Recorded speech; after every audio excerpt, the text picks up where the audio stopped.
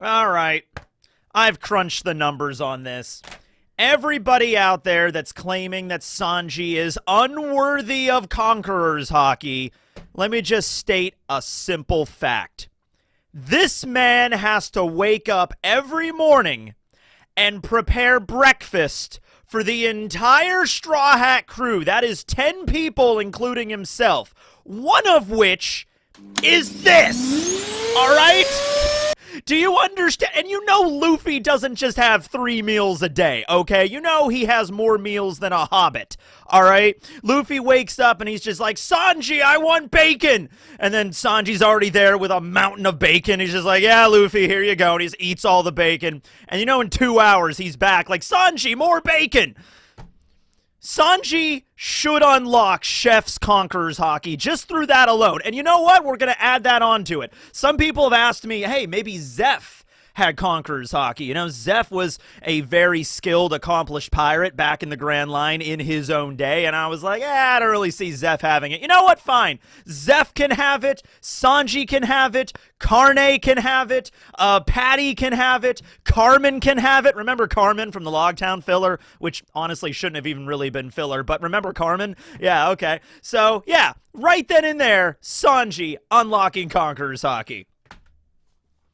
All right. So, honestly, I don't see much of a problem with this, to be, Scopper and Rayleigh, both arms of the Pirate King Goldie Roger, the wings of the Pirate King, both had Conquerors Haki. That was confirmed. Roger, Rayleigh, Scopper all had it. Right now, the only ones that we know confirmed that have it on the Straw Hat crew are Luffy and Zoro, and of course, Usopp. Usopp probably will unlock Conquerors at some point. I'm really desperate just to see some of the Straw Hats that haven't had power-ups in a while get a power-up. All right, so at this point, I'm even gonna give Oda a little bit of all right, does it make a lot of sense for Usopp to unlock Conquerors? Yeah, you know what? I'll give it to him. He needs it. He really needs it, all right? And then meanwhile, Sanji's over in the background just like, oh, come on, he gets it and I don't? What the hell? All right. So in the last chapter, chapter 1152, we had kind of a funny moment where Scopper was stabbed 3 times and bleeding out on the ground. That's really funny. But no, he was like, oh, Luffy, pay attention to the way you use your Conquerors Haki. Those God's Knights are by no means immortal. You just gotta figure out a way to, wallop them a particular way, and then you'll be good, alright? So Luffy, I guess he got the message. He's just like, yeah, okay. Yeah, I know how to do that. It's fine. I mean, I feel like Scopper could have gone a little bit more into detail on exactly what you need to do in order to defeat the God's Knights, considering, this is Scopper's own son that is currently being held hostage, right? And he tried to save him and he failed. So, I understand the whole, oh, I'm not going to walk you through the whole process. Time is of a factor. We need to be able to defeat these guys. But I also understand, hey, Scopper, your child might die, so maybe just tell Luffy, or at least Zoro or Sanji, tell somebody something specific on what exactly you're supposed to do here. Luffy is definitely the kind of guy that just feels the vibes off of people. That's kind of his thing. So, honestly, Scopper telling Luffy straight up, hey, they're not immortal, focus on your conquerors. To Luffy, that might have translated perfectly well, and it might have been oh, okay, I know exactly what to do now, right? And in fact, same kind of deal with Loki, because there's similarities between Loki and Luffy. I don't know if you noticed. But Loki even sits up and he's like, well, wait a minute, Scopper. I dealt with those God's Knights before.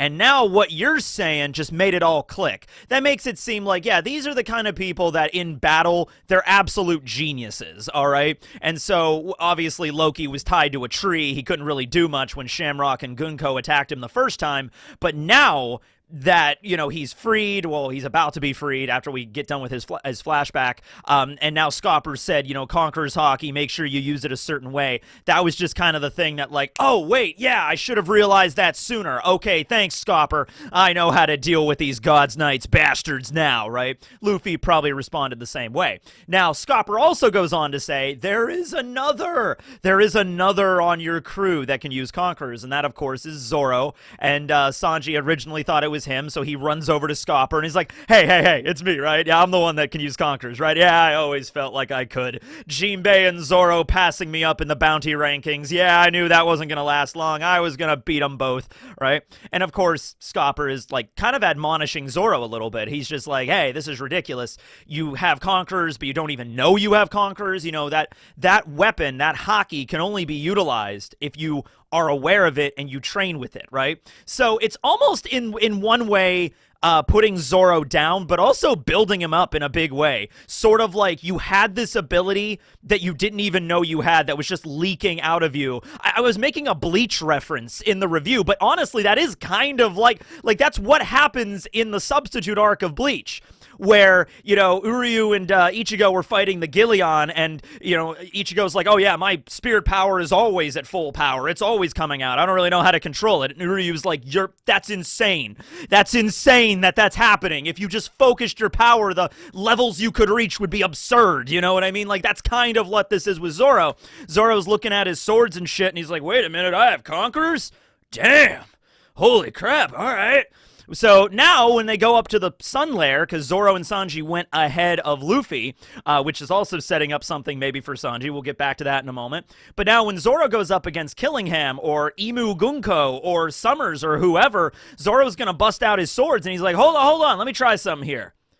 Conquerors, you know, and then all of a sudden his sword just glows like demonic evil energy aura coming off of it, and something like, oh, you know what'd be cool? He pulls out Enma, and like the visage, the aura coming off of Enma takes the form of like the Ashura, or takes the form of like a demon or something, like, whoa, and like Zoro's like, oh, that's so cool, I didn't know I could do that, all right.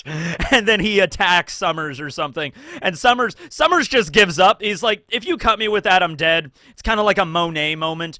People have actually compared it to the Monet moment. People have actually said, oh, that was a hint that Zoro had Conqueror's Haki way back at Punk Hazard when Monet was so intimidated by him. So, at the time, the idea was that Zoro was so much stronger than Monet, even without getting conquerors or anything involved. This was like right after the 2-year time skip, that Monet was just so intimidated. She was like, ah. Like, even though she's a Logia and she knows that the attack will pass through her because he's not using Haki, she still froze just because of the wide gap between her and Zoro in terms of power, right? But yeah, you could totally look at that. Like, if Oda wants to incorporate that in, it's like, that was the first indication that he had conquerors this entire time. It's like, there you go, right? So Luffy is staying behind in the Primordial Realm to listen to Loki's sad crybaby backstory with Hiruden. Gabon and Chopper and Gerd are also there as well. And so Zoro, Sanji, and the rest of the new Giant Warrior Pirates are heading up to the Sun Lair. So, honestly, this really is the perfect opportunity for this. Luffy's staying behind for right now, so Zoro can get like a handle on his conquerors, and Sanji will have to awaken his. There we go. There was also the scene where, after he admonishes Zoro, Sanji still goes over to Scopper and is like, hey, forget about him. Forget about that moss-headed idiot. What about me? What about me? Do I have it? Do I have it? And then there was that panel where Loki and Hiruden are like shouting over each other, and there's one panel where you see Sanji kind of like reacting to something that Scopper is saying, or he's saying something to Scopper. There's no onomatopoeias or any kind of like question mark or anything, or like a text bubble or anything over Sanji in this panel. But Oda went out of his way to draw this extra panel of Sanji, like, talking to Scopper and hearing something, but, like, not reacting to it, or does react to it, but we just don't know through, like, the manga what the, like, the onomatopoeia, like, the sound effect would be. Like, what? Huh? Gasp? Question mark? You know, like, nothing like that, right?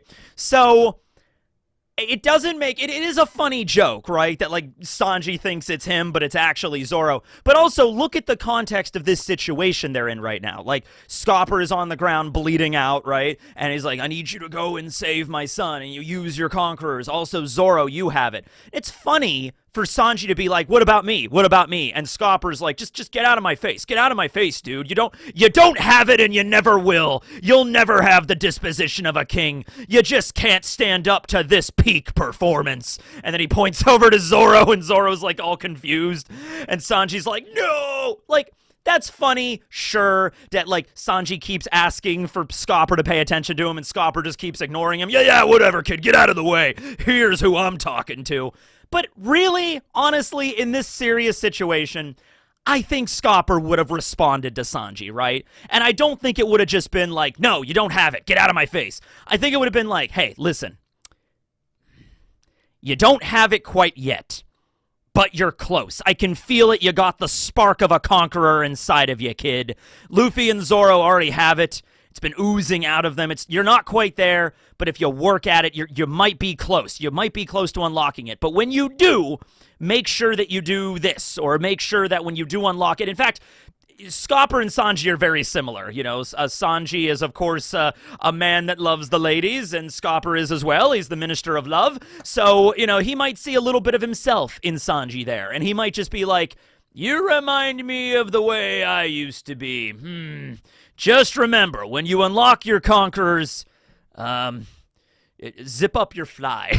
Just, I don't know, the first time it unlocks, oh boy, it kicks like a freaking war horse or something. Like, I don't know, right? Okay, so they go up to go deal with the Gods Knights. Also, Emu Devil Gunko is up there. Luffy staying behind. So this, if there was going to be an opportunity for Zoro and Sanji to level up in a meaningful way, Sanji unlocking Conquerors for the first time, and then Zoro figuring out he has it and knowing how to use it for the first time, I guess, you know. Once again, it's so funny to me that he fought against King and all that evil aura and stuff was coming off of him, and he was like, I am the king of hell. But he never noticed that it's like, yeah, and I think Kaido, I think, mentioned it. I have to go back and look at that chapter. Kaido definitely said at one point, like, or implied that, like, Zoro has conquerors, but Zoro might have been too far away to listen, or he might have been defeated at that point. I don't remember the exact context. I have to go back and look at the scene, but I do know that Kaido brought it up at some point. It might have been after Zoro was defeated, though, or maybe Zoro was just too focused on, like, the battle. He didn't hear him, right? Okay. So, here's another thing with Sanji unlocking conquerors, all right? So this is something that, like, if you're going to go along with the idea that, like, oh, Monet was intimidated, that was a hint that maybe something else that Zoro has or something like that.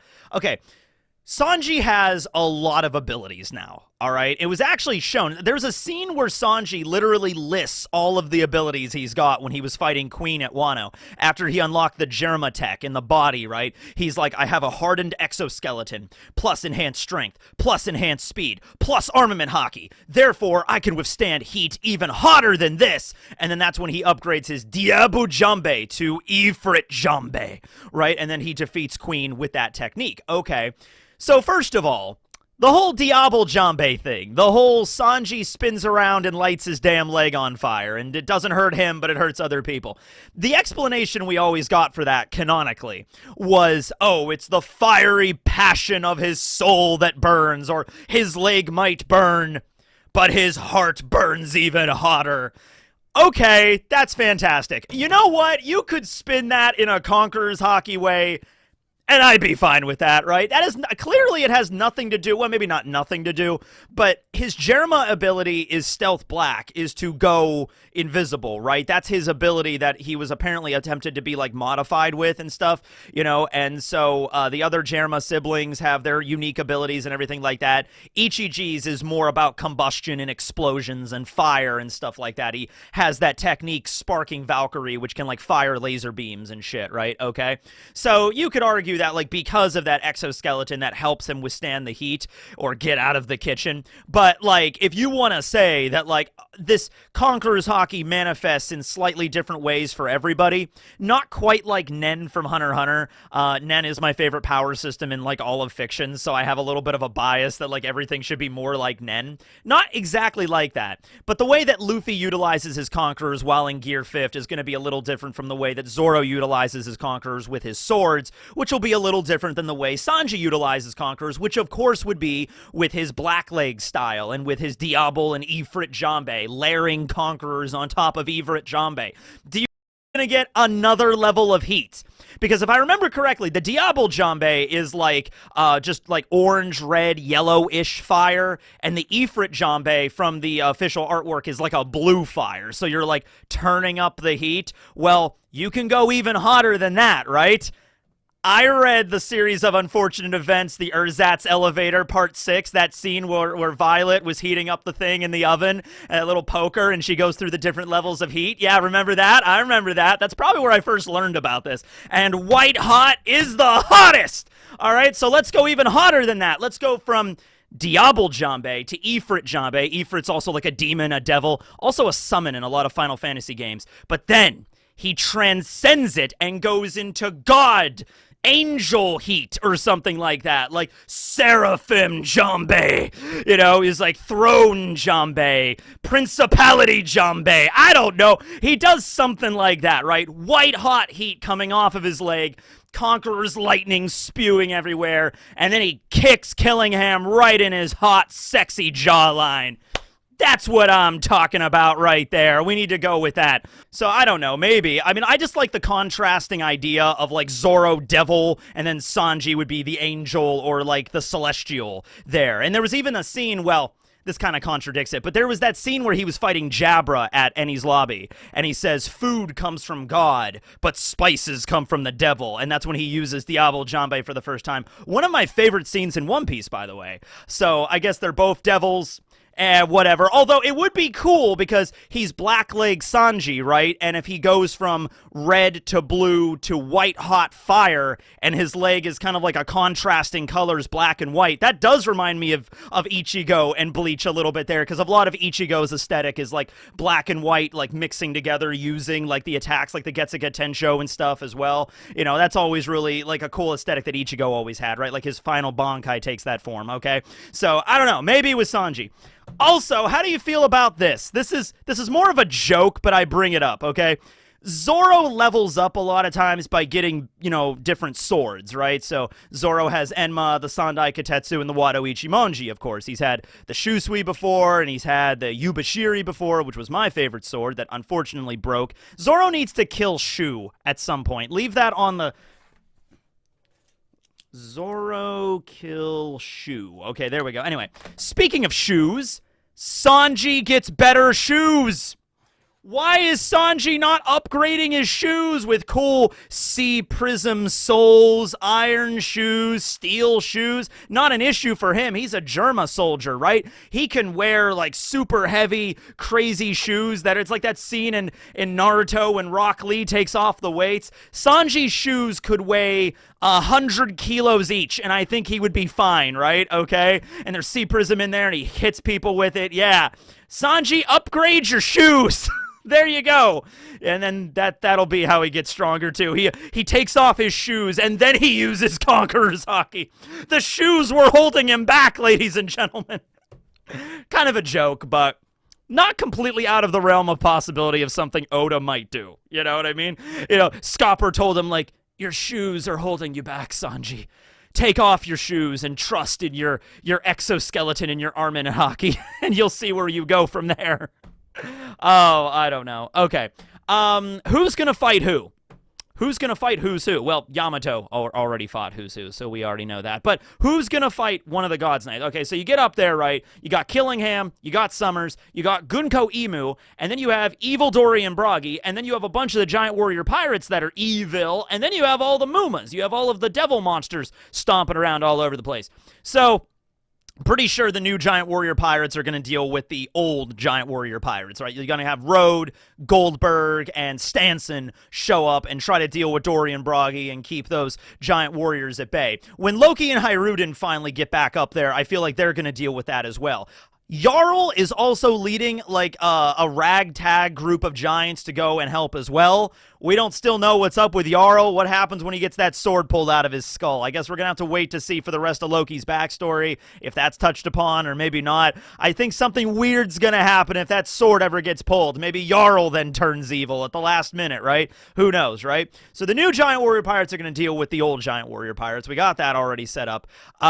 We got Killingham, who's the one actually summoning the demon monsters, and like most Devil Fruit abilities, I mean, his could be the exception. Who knows? It might be something where Killingham is fighting against Zoro, and he's like, ha ha ha, even if you kill me, Zoro, even if you manage to cut me up with your Conqueror's blades, the demon monsters will still remain. Although, remember, Killingham already established, like, a caveat with that. Like, if we leave these demon monsters out so long, they'll just start, like, rampaging and devouring each other, okay? So, honestly, it's sort of a situation where I feel like, yeah, if you kill him for good, then, yeah, the power will just disappear, like all Devil Fruit abilities. There are some awakenings where those are exceptions, but regardless, the demon monsters will go away if Killingham dies, or if you just leave them out for long enough, they'll just start ripping each other into shreds, and then the problem sort of solves itself at that point, right? Okay? I feel like Sanji's opponent is gonna have to be Summers. Okay, because Summers was the number one that, is by the rest of the Straw Hats right now, at least last time we saw him. He's the one that fought against Robin and tied her up with all of the thorns and everything like that.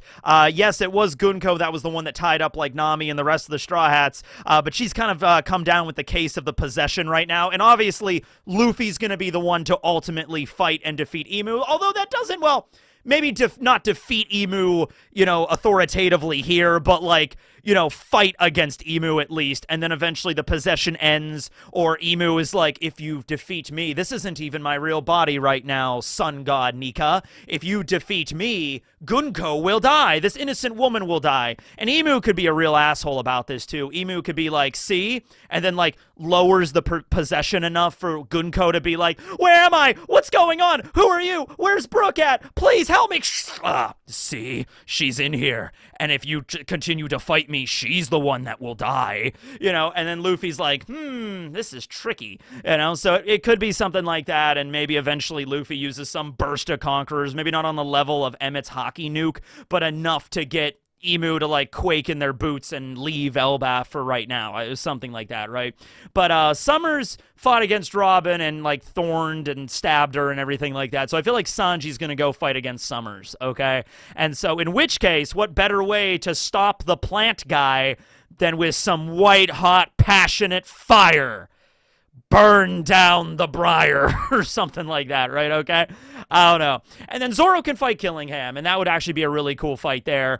Killingham could probably, he has that horn on him that he might have pulled out of the dream world, or he might have just had that on him, but he has a mythical zone. He has so many crazy abilities, so the idea that Killingham could pull a giant, like, Cloud's Buster sword out of the dream world and clash with Zoro or something, he could probably do that, right? Or we could do a thing, I made a video about this a little while ago, where Killingham could manifest what the Straw Hats are dreaming of or what their nightmares are, and maybe we could get a dream manifestation, a Muma of Mihawk, right? Maybe not like Zoro is fearing, like, Mihawk, but, like, he's thinking about Mihawk and he pulls him out, right? And then you have a dream nightmare version of Mihawk, but he's not as strong as the real Mihawk, but then again, Zoro does know how strong Mihawk really is, so maybe he is as strong. Remember, when Loki was summoned by the kids, that Loki was mentioned to be way weaker than the other Loki, because the children don't understand how strong and terrifying Loki really is, right? So they just kind of made this, like, I'm Loki, I'm an evil giant, roar! Like, that was kind of like,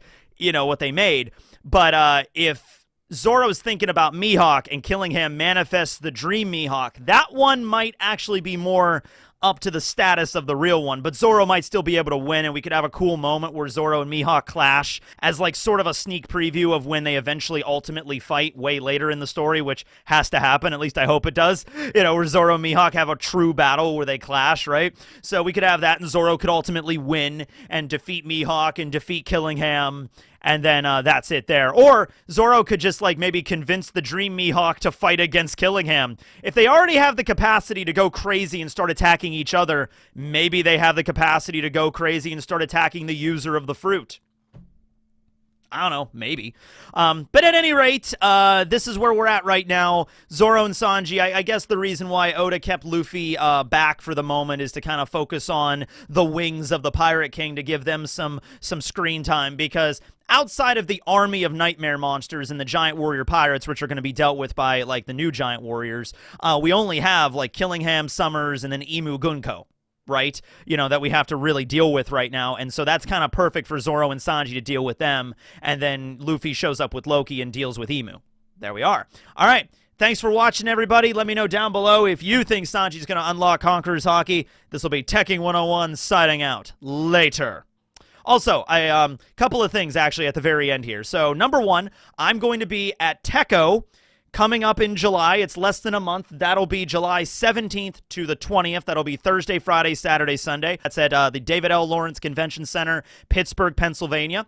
I'm going to be doing a question and answer panel, just kind of like a generic, just hang out and talk. That'll be on Friday. And then I'm going to be doing another One Piece trivia panel on Saturday. And that's the one we did last year, and that was a blast. I ordered a bunch of prizes for it. We got 100 clipboards over here and a bunch of the, it's like bar trivia kind of style. We hand out forms to everybody. It was a really fun time. The questions last year, I think, were a little bit too hard. I think I went too overboard with it. I'll try to dial those down a little bit, but I don't want to make it too easy, right? So that'll be Techo, July 17th to the 20th, David L. Lawrence Convention Center, Pittsburgh, Pennsylvania. And then the other announcement, this is just kind of a thing that me and Briggs are starting up Yu-Gi-Oh! Again. We're playing Yu-Gi-Oh! Again over on my Twitch and Briggs's Twitch. That's usually around 2 p.m. on Wednesday. We're doing it now, which is today. So if it's around 2 p.m. Wednesday, go over to Twitch. We might be streaming is the best I got for that. We're doing like a Yu-Gi-Oh! Progression series sort of thing. We opened Legend of Blue Eyes last week, and I did not play very well, and Briggs just completely rolled me there, but we're opening Metal Raiders today, so I'm hoping to get a little better luck with that. All right, so yeah, just want to throw out some stuff there. I always forget to mention the Yu-Gi-Oh! Thing. All right, anyway, thanks for watching, everybody. Links to all that stuff below. Teching, signing out.